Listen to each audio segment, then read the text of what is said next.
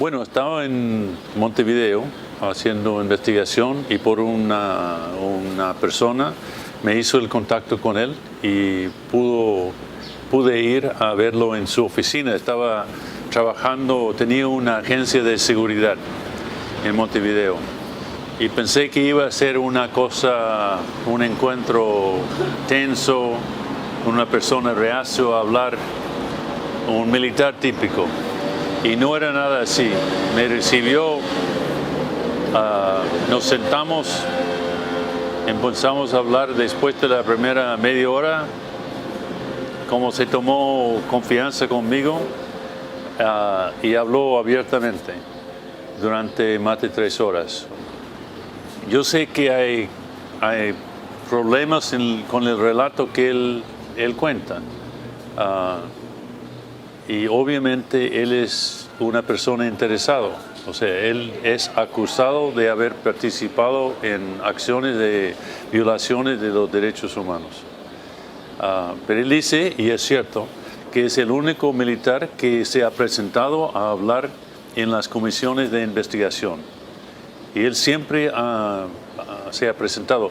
Pero yo leí su declaración de 86 en la comisión, y no es el mismo que dice en la entrevista conmigo. Hay contradicciones.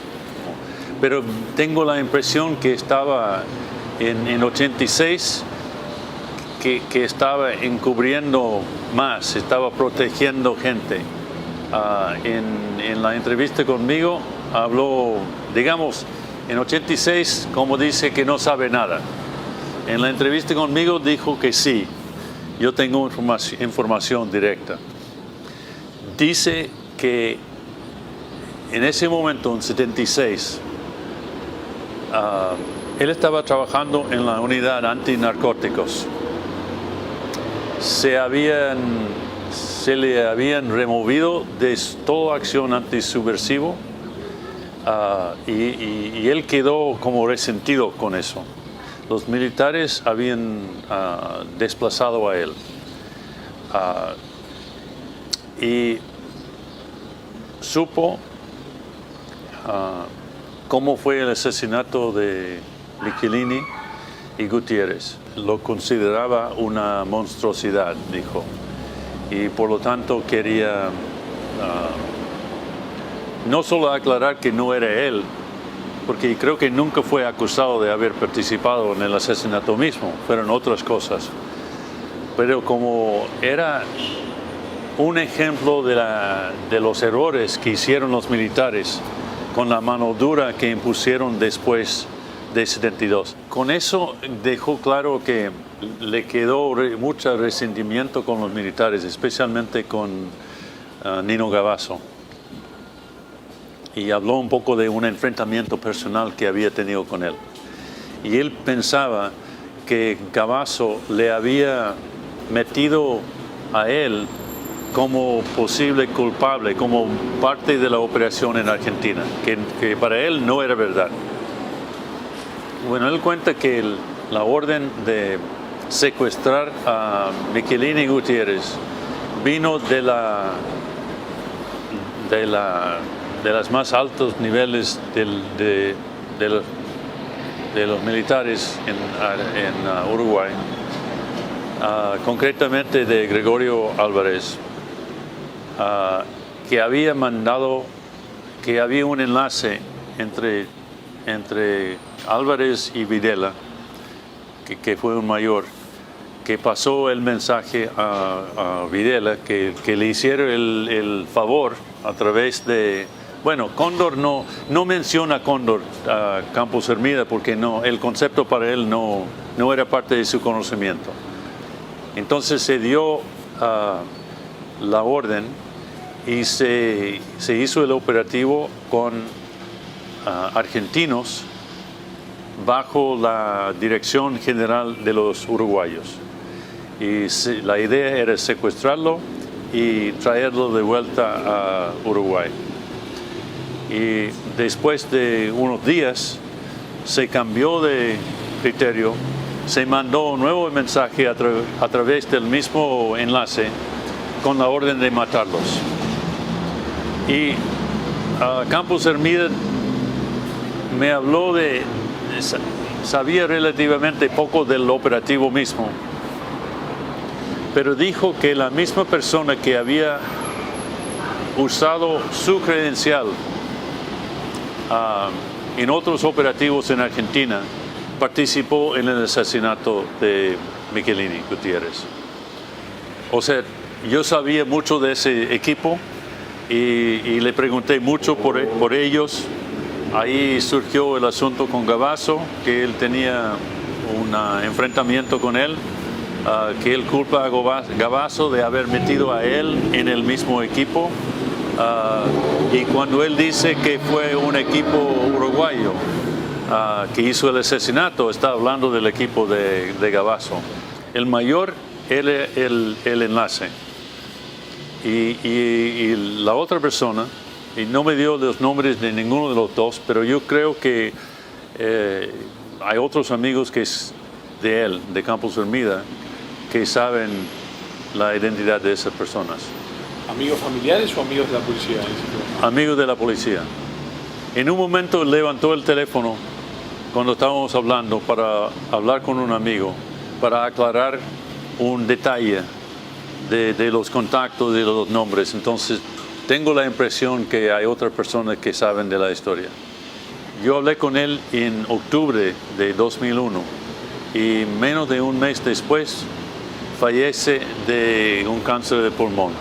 Sorpresivamente, se iba a operar, se operó y hubo complicaciones respiratorias y murió.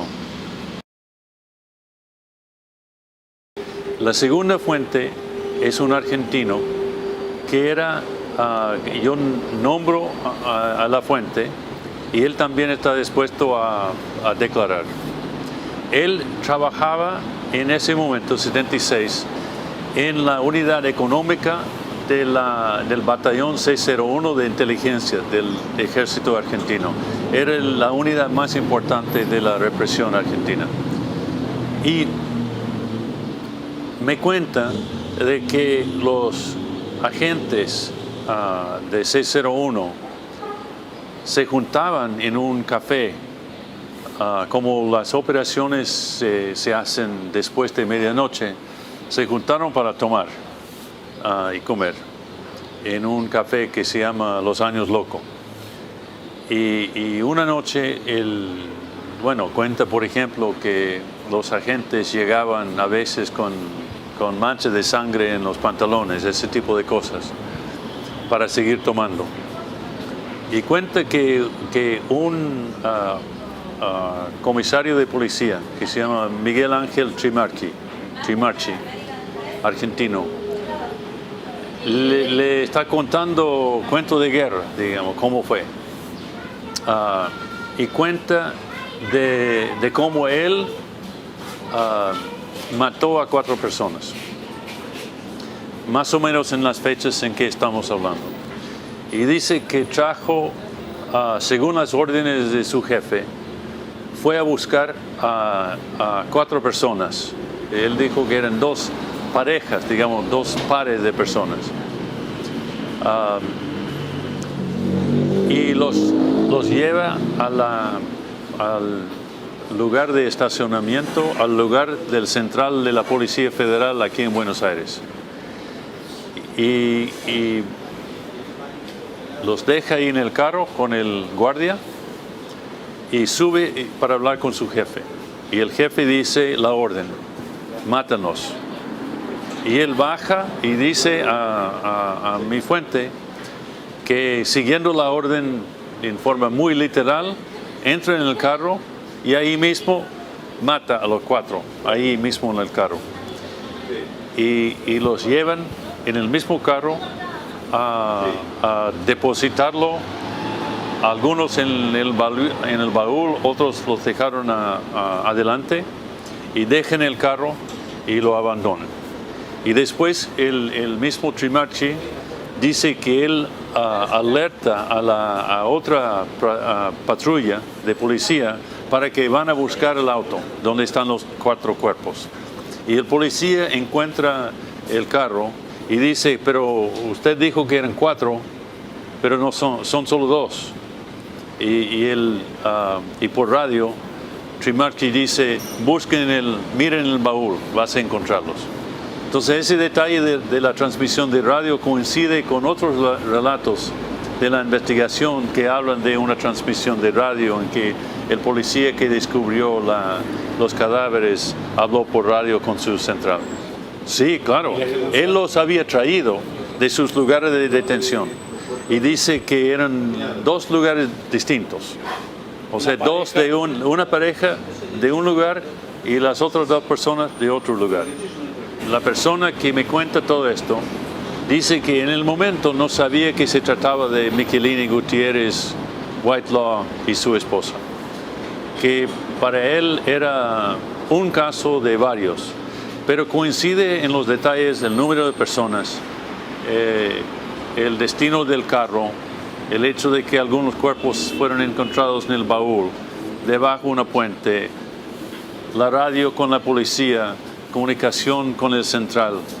Y lo que él agrega es el relato personal de la persona que fue el ejecutor y que asesinó a las 4 personas. Era comisario de la Policía Federal de Buenos Aires y es conocido la figura de Trimarchi. Es una persona cuyo nombre sale en las listas de posibles violadores de derechos humanos.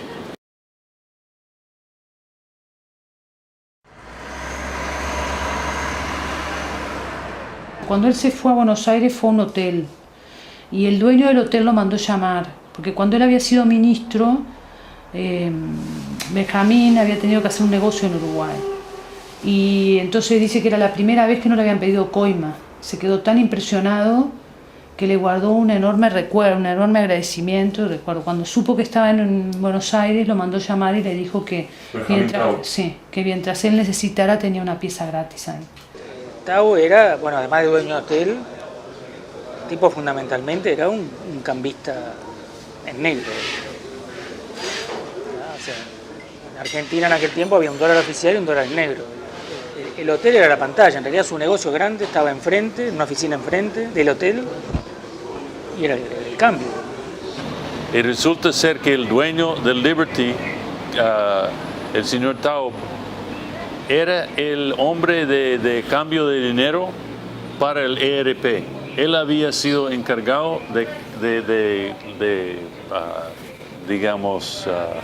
limpiar el dinero que habían recibido por los secuestros. Y eso lo tengo confirmado de gente del ERP. El Hotel Liberty había sido el lugar de otro secuestro importante en noviembre de 75. Que fue un correo de la JCR que llegaba de París con una valija de dinero para la JCR y fue secuestrado en el mismo Hotel Liberty. Mis fuentes me dicen que Tao también cambiaba dinero para los militares.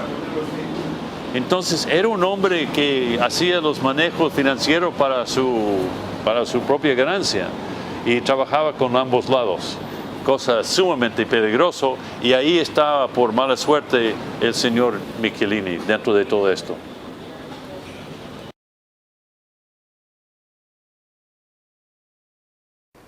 Esa mañana estuvimos en el Liberty.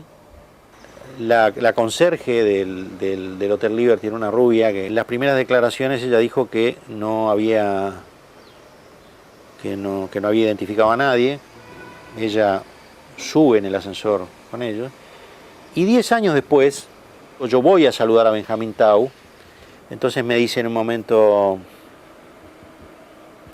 qué terrible lo de Selmar, me dijo, no, pensar que fulana que subió en el ascensor aquel día está acá en la conserjería todavía.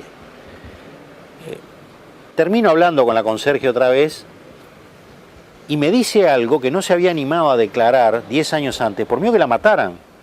Entonces la mujer me dice, no, en el secuestro participó un uruguayo. ¿Y cómo te diste cuenta? Y por el acento, me dice. ¿Y qué más te acordás? Que le decía Manolo. Tuvieron una charla acá previo a subir al ascensor y subió al ascensor con 2 o 3 más armados a guerra. Bueno, yo ahí me di cuenta que era Cordero, Manuel Cordero, a quien le decían Manolo, que había participado en esa operación.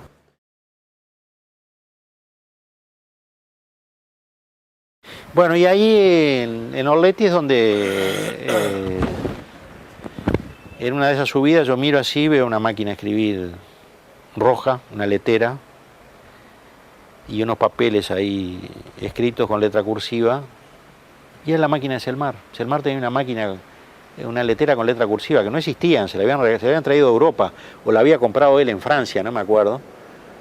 Viste, todas las máquinas que eran todas con letra imprenta. Esta no era cursiva, una máquina preciosa. Que él la tenía para escribir cartas. Que aparece ahí la máquina. Yo tengo una charla con Gilberto Vázquez, que también estaba en Orletti, en la cual